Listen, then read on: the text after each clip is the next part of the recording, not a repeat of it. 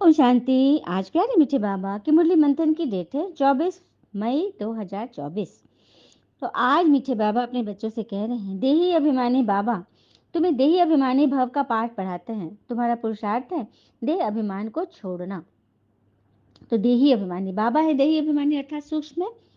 हाँ, तो क्या पढ़ाएंगे? सूक्ष्म पढ़ाई ही पढ़ाएंगे।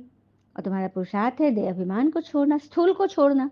क्योंकि जब स्थूल को छोड़ेंगे ना तभी हम सूक्ष्म तक जाएंगे। और सूक्ष्म की बात पर मैं बताना चाहूंगी, बहुत सुंदर ये टचिंग हुई कि जैसे हम लोग भक्ति में भी कर्म कांड करते हैं, मतलब जो चीज़ आंखों से दिखाई दे रहा है, भोग लगाना, आरती करना, हाँ, यज्ञ तप करना, मंत्र जाप करना, ये सब दिखाई दे तो वो ये स्थूल क्रिया। सूक्ष्म क्रिया क्या है? धारणा करना, जीवन में उतारना, ये है सूक्ष्म।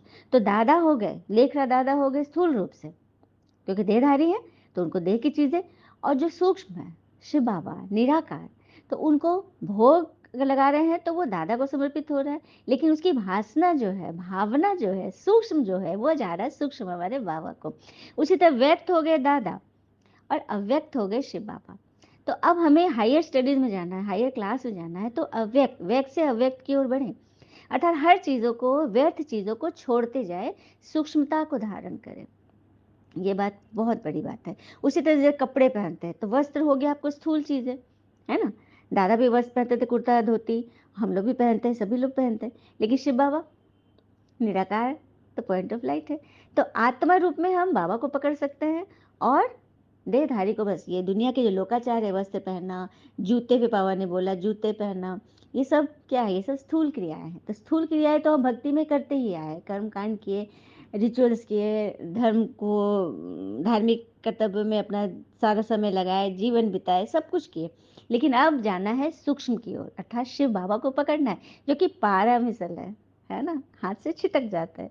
क्योंकि जैसे ही हम सूक्ष्म से स्थूल की ओर आ जाते हैं, मतलब व्यर्थ बात में आ जाते हैं, फलना ने ऐसा वैसा क्यों किया, तो फिर हम फंस जाते हैं, देह भान में आ जाते हैं।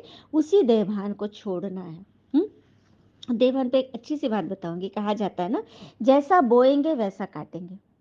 हम्म है ना। भौतिक रूप से भी खेती में जो हम बीज बोते हैं तो उसका फल मिलता है। जो बीज बोएंगे वही फल मिलेगा, दूसरा नहीं मिलेगा।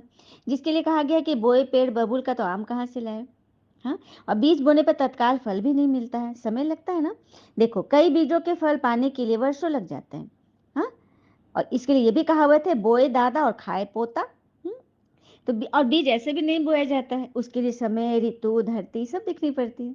उसी तरह से हम किसी के लिए मन में क्या सोच रहे हैं, उसके लिए क्या उपयुक्त समय है, हम जो सोचे किसी के लिए बोल रहे हैं तो उस उपयुक्त समय देख रहे हैं, उपयुक्त वातावरण देख रहे हैं, हाँ, उपयुक्त परिस्थिति देख रहे हैं, वो व्यक्ति देख रहे हैं, सब कुछ देख कर ही हमें उचित बीज बोना है ना। जैसे कि जमीन में पहले हल चलाना पड़ता है, अनुकूल खाद डालते हैं, जानवरों से उसका उसकी रक्षा करते हैं, पंछियों से देखभाल करते हैं, तो सब कुछ करते हैं तभी तो कोई बीज पनपता है। उसी तरह से हम किसी के मन में यदि भगवान के ज्ञान का ही संकल्प दे तो फिर उनकी देखभाल करते रहे, मतलब बार बार उनको पूछते रहे, समझाते रहे, बातें करते रहे। ऐसा नहीं कि बीज डाल के छोड़ देना, उसकी देखभाल करनी है। तो हुआ। प्रश्न है, देह अभिमानी बनने से कौन सी पहली बीमारी उत्पन्न होती है? अब देह अभिमानी बड़ी कंसेप्ट में आते हैं कि मैं ये हूँ, मैं वो हूँ, तो पहली बीमारी क्या आती है? तो नाम रूप की। नाम रूप, किसी व्यक्ति के नाम रूप में फंस गए, फलाना ऐसा है, फलाना वैसा है, मतलब एक लेबल लगा देना, यह है नाम रूप में फंसना। तो यह बीमारी हमें विकारी बना देती है। इसलिए बाबा कहते हैं आत्म अभिमानी बनो, क्योंकि आत्मा का कोई लेबल नहीं है। और देखो, देह का रूप तो अलग अलग है, कोई लंबा है, कोई नाटा है, कोई मोटा है, कोई खोटा है, कोई काला है, कोई गोरा है, हर तरह की बातें हैं। लेकिन आत्मा, बाबा ने आत्मा बनाया ना, और आत्मा तो सबका सेम साइज, यहाँ तक कि परमात्मा का भी सेम साइज है। हाँ, क्वांटिटी में फर्क नहीं है, क्वालिटी में फर्क है। क्योंकि बाबा है सिंधु, पवित्रता के, सुख के, आनंद के, और हम लोग हैं बूंद, ड्रॉप। और ड्रॉप जब परमात्मा के सागर के कनेक्शन में आएगा तो उसकी परसेंटेज तो बढ़ेगी ही बढ़ेगी, है ना। तो वही बात है। तो नाम रूपी बीमारी, फंस जाना, मैं ये हूँ, मैं वो हूँ, सबसे बड़ी बीमारी है। इसलिए बाबा कहते आत्मभिमानी बनो। और आत्मा का एक ही रूप है, एक ही साइज है। मैं भी आत्मा, तुम भी आत्मा, सब आत्मा। तो जब आत्मा समझेंगे तो न किसी चीज में फंसेंगे ही नहीं, क्योंकि आत्मा में प्रेम, सुख, शांति सबके अंदर है। तो बस इसी चीज की भाव होते प्रैक्टिस करो। शरीर से तुम्हारा लगाव नहीं होगा, देह के लगाव को छोड़े बाबा को याद करेंगे तो पावन बन जाएंगे। बाबा तुम्हें जीवन बंद से जीवन मुक्त बनने की युक्ति बताते हैं, यही पढ़ाई है, ये जीवन बंद है। किसी आत्मा ने मुझे फँसा लिया, उसकी बात में मैं अटक गई, उससे मेरी गाड़ी आगे ही नहीं बढ़ रही है, तो उसने मुझे रोक लिया। यहाँ तक कि वो विदेश में भी है, बाहर है, आपके पास भी रीच में भी नहीं है, फिर भी हम उसकी बात से फँस गए। तो कितना बड़ा वो हमारा कंट्रोलर हो गया और हम क्या हो गए? गुलाम। हुँ? हो गए ना गुलाम। तो यही तो अपनी चेकिंग करनी है। तो जीवन बंध, बंधन नहीं, जीवन मुक्ति, मुक्ति, जीवन रहते मुक्ति। कोई भी आदमी मुझे फँसा नहीं सके, गिरा नहीं सके। हमें हमारा हमारे जो रत्न मिल रहे हैं रत्न, कोई हमको छीन नहीं सके, हमारी खुशी, शांति, आनंद छीन न सके। यही पढ़ाई बाबा पढ़ाते हैं। ओम शांति। रूहानी पिता बैठ समझा रहे हैं, बच्चे आत्माभिमानी बनो। किसको याद करना है? मुझे याद करना है। सिवाय बाबा का कोई याद मत करो। बाबा बार बार बोलते हैं, निराकार के अलावा देहधारी देखे तो बस फंस गए। देह में ही माया है, आत्मा में माया, आत्मा में बाबा है और देह में माया है। अब हम किधर जाएं? साफ है, दूध का दूध पानी का पानी हो गया, देह में माया है। और बाबा से बेहद का वर्षा मिलता है तो उनको याद करना ही पड़ता है। इसलिए देह अभिमान को छोड़ते जाओ। आधा कल तुम देह अभिमानी होकर है, इसीलिए उसकी प्रैक्टिस बनी हुई है। सत्युग त्रेता में तुम आत्म अभिमानी थे, वहां मालूम रहता है कि हम आत्मा है। जब ये शरीर बूढ़ा होगा तब इसको छोड़ेंगे। इच्छा मृत्यु, सर्प का मिसाल। जैसे सर्प कैसे अपना केचुल छोड़ देता है मन मर्जी से ना, तो उसी तरह से तुम भी करोगे कि यहाँ तो वैसा है नहीं, यहाँ तो सभी देह अभिमानी है। अब बाबा बोल रहे हैं, मेरा तो अपना देह है नहीं। हाँ, शरीर तो पराया, लोन लिया हुआ है, जो लोन लिए बाबा शरीर, तो इस शरीर से उनका लगाव नहीं रहता, आते हैं और जाते हैं। उसी तरह से हम लोग भी कच्चों मिसल क्यों नहीं बन जाते? ये शरीर हम लोग भी समझे कि मैं आत्मा हूँ, जैसे परमात्मा। देखिए एक बहुत सुंदर टचिंग में अभी, जैसे परमात्मा नीचे आते हैं, दादा में प्रवेश करते हैं। एक बार एक बहन बहुत अच्छा अनुभव बता रही थी कि ब्रह्मा बाबा को ना लास्ट समय में बहुत खांसी हो रहा था, बीमार बहुत हो गए थे। लेकिन उनको बहुत, सब लोग बोलते थे कि शिव बाबा आपके तन में आते हैं तो आपके खांसी क्यों नहीं ठीक करते हैं? तो ब्रह्मा पिता ने शिव बाबा से बातें की, चिट चैट उन लोग की चलती थी, ऐसा ऐसा खांसी के लोग बोल रहे थे। शिव बाबा बोलते ऐसा तो मैं तो खांसी ठीक नहीं कर सकता हूँ, क्योंकि अगर मैं खांसी पूरा ठीक करूँगा तो मुझे दुनिया की खांसी ठीक करनी होगी। हाँ, मैं अपने ऊपर लांछन नहीं लूँगा कि मैंने किसी एक का ठीक कर दिया। लेकिन एक चीज़, तुम इतना पुरुषार्थी हो, तुम मुझे प्रत्यक्ष कर रहे हो, तुम दुनिया में मेरा नाम कर रहे हो, तुमने इतने त्याग तपस्या किया, तो उसके लिए मैं तुमसे खुश हूँ, क्योंकि तुम मेरा क्या हो? मैं किराएदार हूँ तुम्हारा, तुम मेरा मकान मालिक हो, क्योंकि आप, तुम्हारा शरीर मैंने लोन लिया। तो इसलिए शिव बाबा ने बोला कि बस एक चीज़ मैं कर सकता हूँ, हाँ, मुरली पढ़ने के समय तुम्हें खांसी नहीं आएगी, क्योंकि उस वक्त मैं तुम्हारे साथ कंबाइंड रहता हूँ, तो मुझे भी तो खांसी, मुझे भी तो तकलीफ होगी ना, तो मेरे लिए, मैं अपने स्वार्थ के लिए तुम्हारा उस समय खांसी ठीक कर रहा हूँ। तो सुना ये रहस्य, तो शिव बाबा बड़े चतुर है ना, अपना काम लेते हैं, क्योंकि उनका काम ही है। वो तो बोलते हैं मुझे तुम्हारे घर परिवार गृहस्थी से कोई मतलब नहीं है, मुझे है कि तुम सूक्ष्म बनो, पुण्य कमाओ और पुण्य की दुनिया में जाओ, सारे पाप धो। बस वही तो मैं आया हूँ, पाप कटेश्वर हूँ, मैं धो रहा हूँ तुम्हारा। अब तुम ना धुलाना चाहो तो तुम्हारी मर्जी, बाबा जिद नहीं करेंगे। बाबा तो बस रास्ता बता देंगे, चलना ना चलना हमारी मर्जी, ठीक है। फिर बाबा बोल रहे योग अक्षर भी न कहकर याद अक्षर कहना ठीक है, मैं याद सिखलाता हूँ। भारत में राम राज और रावण राज कहा जाता है, पर तो यह नहीं जानते कितना समय राम राज और कितना समय रावण राज, ये भी नहीं पता। तो आधा कल्प राम राज सत्युग त्रेता, फिर आधा कल्प द्वापर कलयुग हो गया। इस समय सभी तमो प्रधान पत्थर बुद्धि हैं, पैदा ही भ्रष्टाचार से होते हैं, इसलिए इसको विशेष वर्ल्ड कहा जाता है, विकारी दुनिया। तो नई दुनिया पुरानी दुनिया में रात दिन का फर्क है। नई दुनिया में सिर्फ भारत ही था, भारत जैसा पवित्र खंड कोई बन न सके, फिर भारत जैसा अपवित्र खंड भी कोई नहीं बनता, ये भी बात सही है। सत्युग में भारत ही था ना जो पवित्र खंड था, कोई नहीं था दूसरा उनके जैसा, कोई दूसरा देश ही नहीं था, सिर्फ भारत तो भी पवित्रता का साम्राज्य था। लेकिन अभी अनेक देश हैं, लेकिन भारत तो एकदम अपवित्र बना हुआ, सबसे पीछे है। तो उसी को दोबारा फिर से पवित्र बनाने आए हैं। हाँ, तुम जानते हो देवी देवताएं पवित्र थे, लेकिन फिर पुनर्जन्म लेते लेते अपवित्र बन गए। सबसे जास्ती जन्म भी यही लेते हैं। कौन? श्री कृष्ण। सबसे नंबर पहला प्रिंस कौन थे? सत्युग के श्री कृष्ण। और उन्हीं का ये 84वां लास्ट जन्म, जो वानप्रस्थ में आ गए, दादा लेखराज दादा संस्था के फाउंडर, उनके तन में श्री कृष्ण का ही 84वां जन्म है, जिनके तन में भगवान ने प्रवेश किया। तो त्रिमूर्ति ब्रह्मा विष्णु शंकर भी है, परंतु उनका भी बायोग्राफी किसी को नहीं मालूम। हाँ, किसी मनुष्य मात्र को नहीं मालूम, उनकी भी पूजा करते हैं, परंतु पता नहीं, तो फिर अंधश्रद्धा ही है। तो बाबा वही सबको बताने के लिए आए, रहस्य खोलने आए हैं। भक्ति को कहा जाता है ब्राह्मणों की रात और सत्युग रहता है ब्राह्मणों का दिन। अब प्रजापिता ब्रह्मा है तो जो बच्चे भी होंगे, प्रजापिता है, प्रजा का पिता, तो प्रजा तो बच्चे ही होंगे ना, तो बच्चे भी होंगे। ये भी समझा है कि ब्राह्मणों का कुल होता है, डिनास्टी नहीं होती। डिनास्टी राजा महाराजा का होता है।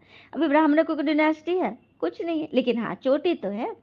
ब्राह्मण चोटी, सभी वर्णों में ब्राह्मण है चोटी। चोटी भी देखने में आता है। हाँ, फिर ऊंचे तो ऊंचा पढ़ाने वाला परमपिता परमात्मा शिव, उनका नाम एक ही है, परंतु भक्तिमान में अथाह नाम लगा दिए हैं। भक्तिमान में चहचहा, चहचटा अर्थात भवका बहुत होता है।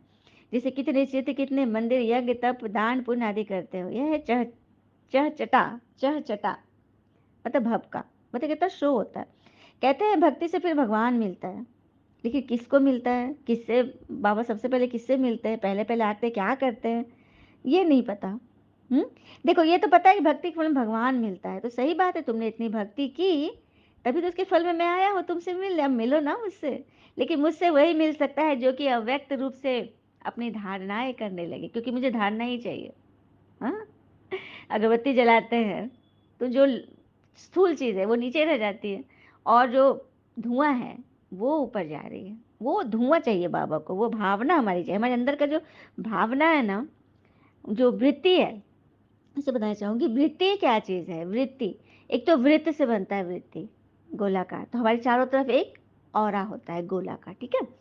तो वृत्ति, जैसे हमको प्यास लगी, हमको पानी पीना है, सबसे पहले क्या आएगा, सबसे पहले होगी महसूसता, है ना, फिर फीलिंग, और उसके बाद मतलब प्यास, और उसके बाद कर्म में आएंगे, हम उठेंगे और पानी पिएंगे।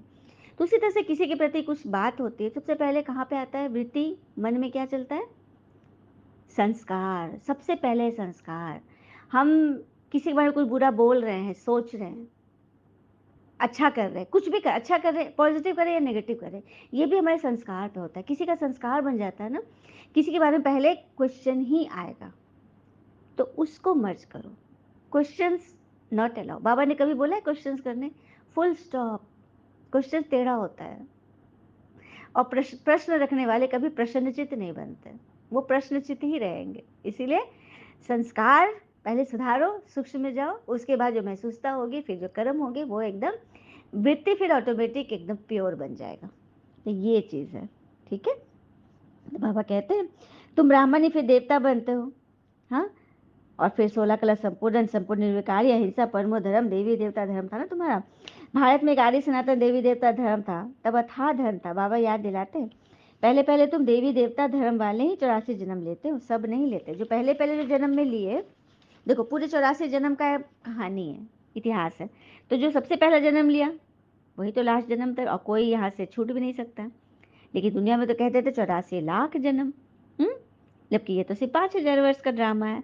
तो यह है ज्ञान, सत्य ज्ञान।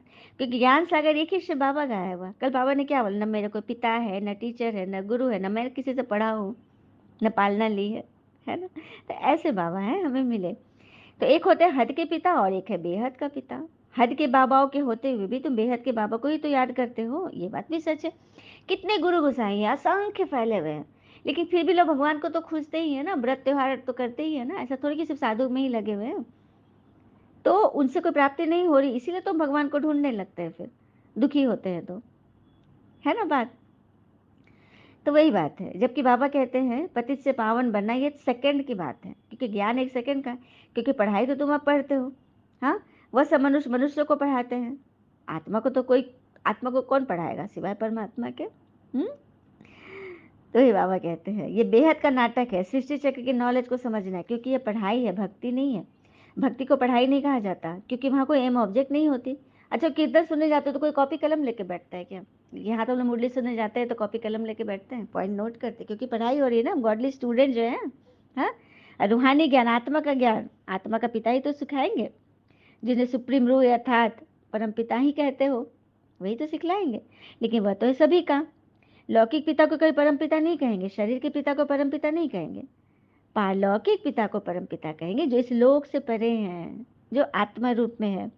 बाबा को सभी याद करते हैं, हे गॉड, हे ईश्वर, वास्तव में उनका नाम है एक, परंतु भक्ति में अपने भाषा के अनुसार अनेक नाम दे दिए हैं, क्योंकि भक्ति का फैलाव बहुत है। यह सब है मनुष्य मत। अब मनुष्य को चाहिए ईश्वरीय मत, और ईश्वरी मत श्री से 108 की भी माला बनती है ना, तो साधु संतों के लिए है। लेकिन बाबा कहते हैं अभी सबकी बुद्धि को ताला लगा हुआ है, तो ये लॉक किसने लगाया? विकार रूपी रावण ने ना।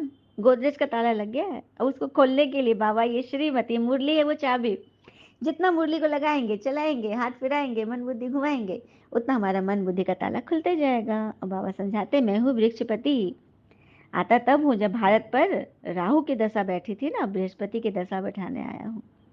तो कितना तुम ऊंच बन जाते हो। बाकी आधा कल्प में भोगी बनने से आयु भी छोटी हो जाती है, जब योगी बनते हो, पवित्र रहते हो, तो आयु लंबी होती है। 150 वर्ष जीते देवी देवता। और अभी कलयुग में कोई श्योरिटी है? कोई जन्मते ही देह छोड़ दे रहा है, कोई श्योरिटी नहीं है। एवरेज आयु कोई नहीं मान सकता, है ना। तो पापा कहते हैं आत्माओं के पिता तो एक ही हैं, तुम सब ब्रदर्स हो आपस में, क्योंकि एक पिता के बच्चे हो।